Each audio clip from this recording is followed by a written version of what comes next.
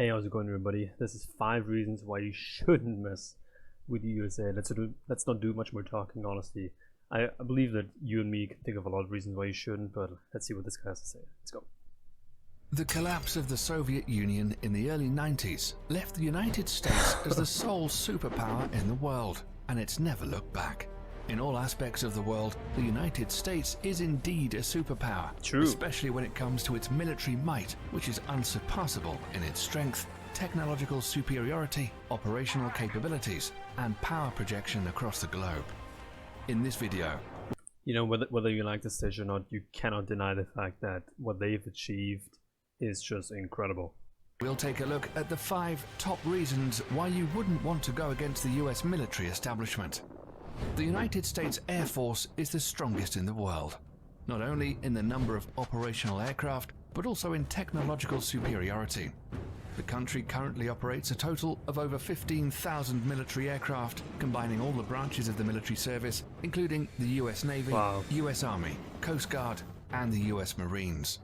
As of 2017, the US Air Force alone has a fleet of over 5,300 aircraft, 406 intercontinental ballistic missiles, and 170 military satellites, greater than any other country in the world.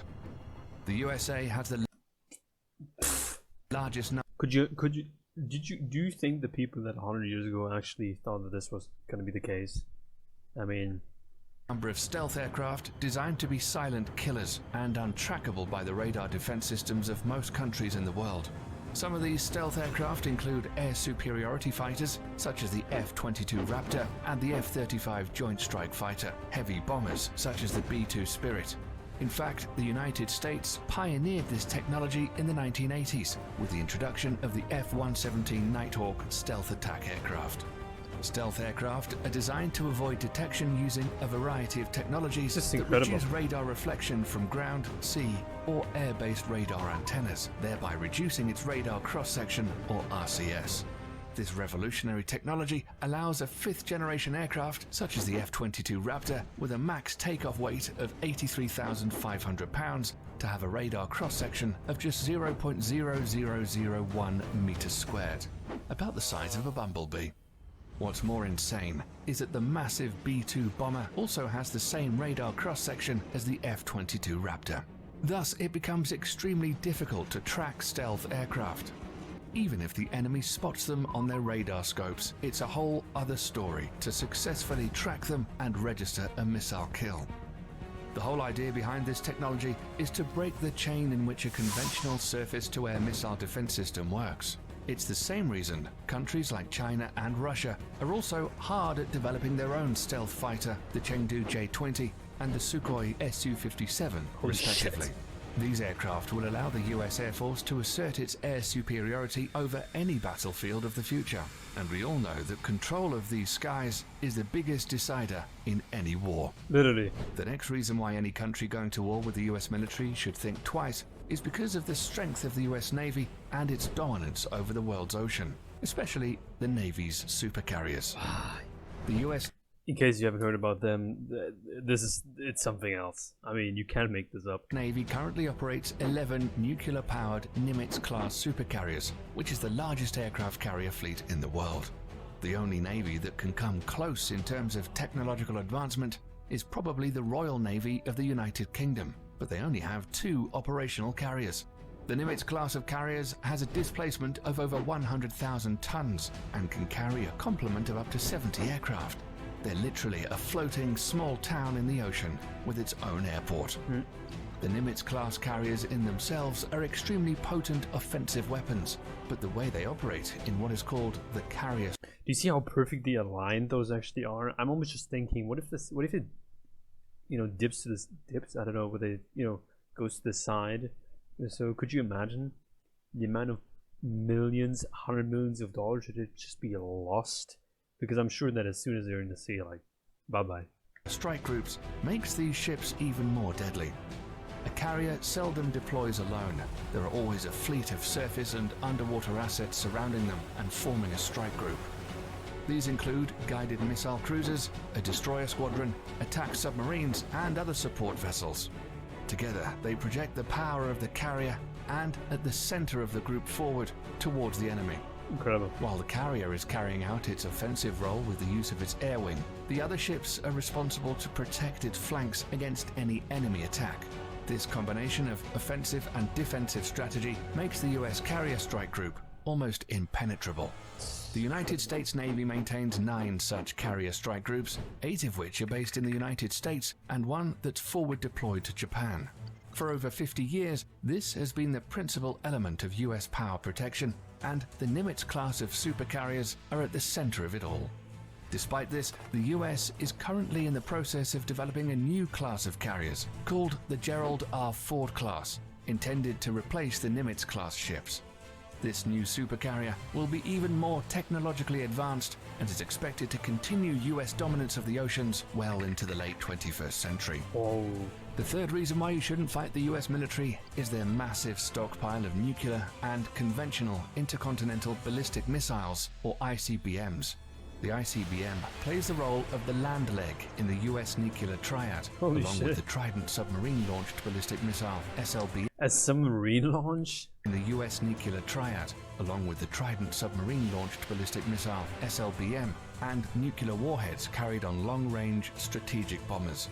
ICBMs are launched from ground-based missile silos, achieving high suborbital spaceflight, approximately 1,000 miles above the surface of the Earth. The body of the missile then separates from the warhead, which re-enters the atmosphere and free falls to the assigned target at hypersonic speeds. The US military currently operates 400 ICBMs from its base in Wyoming, Montana, and North Dakota. The LGM-30G Minuteman III is the only type of ICBM that is currently operational in the US. The Minuteman III family of ICBMs were first developed in the 1960s as a response to the Soviet nuclear threat.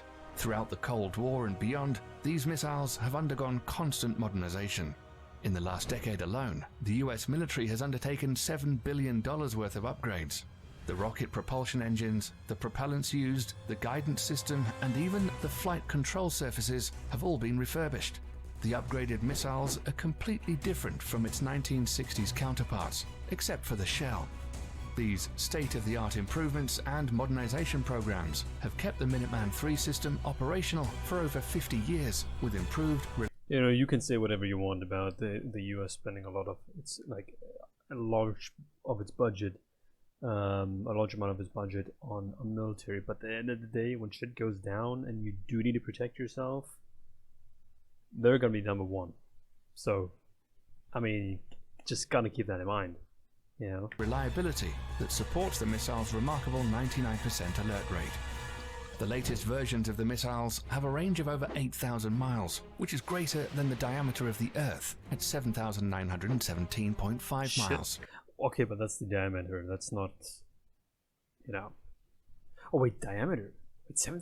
Oh, that's miles. Never mind. I always think in kilometers.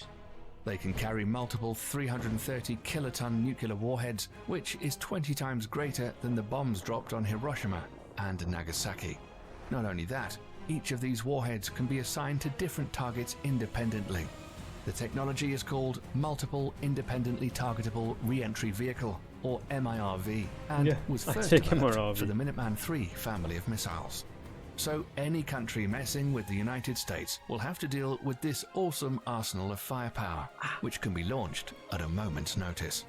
If it weren't the ICBMs or the stealth fighters raining fire down on you, it would be precision-guided munitions, or better known as smart bombs or PGMs instead.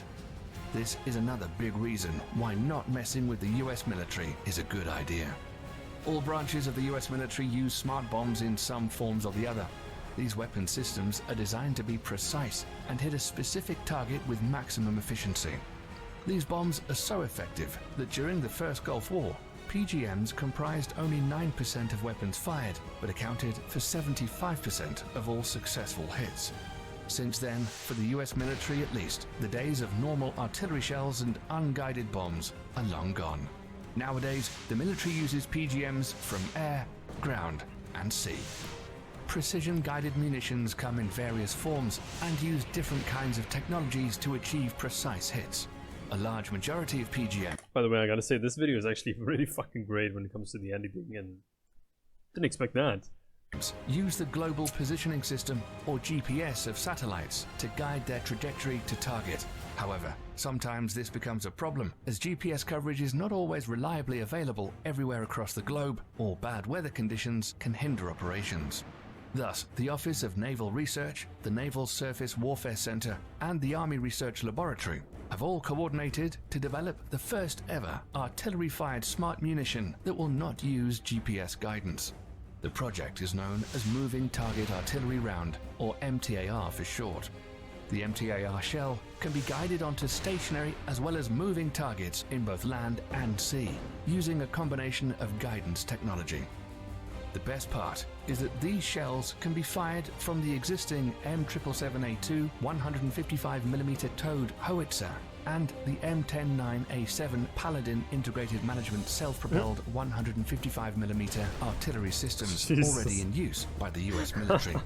The shells will also feature an extended range of 40 to 60 miles using rocket boosters to propel them. Once finished, it will afford the US military another potent weapon system that outclasses others around the world. Lastly, the fifth and final reason why you shouldn't fight the US military is drones. We're all familiar with what an unmanned aerial vehicle or drone is and what it's supposed to do. But in recent years, the usability of UAVs are steadily increasing to encompass all spheres of military operations, and the US military is the pioneering spirit behind it. At first, used only for surveillance missions, drones were quickly weaponized after the 9/11 attacks and have been extensively used by the US military in the war against terror as an offensive weapon platform. It's forecasted that over the next decades, the US is in line to purchase over 1,000 combat drones of various classifications. Some of them... But here's the thing, when it says purchase, where are they actually coming from? Like, where are they buying them? Like the Lockheed Martin RQ-170 Sentinel and the Boeing MQ-25 Stingray are already in the final stages of development, and once finished, will provide the US military with state-of-the-art platforms capable of multi-role operations, ranging from attack missions to aerial refueling. Drone technology has reached such heights today that a single UAV can loiter miles above the surface of the Earth for hours, waiting for the target to show its head and sticking with impunity.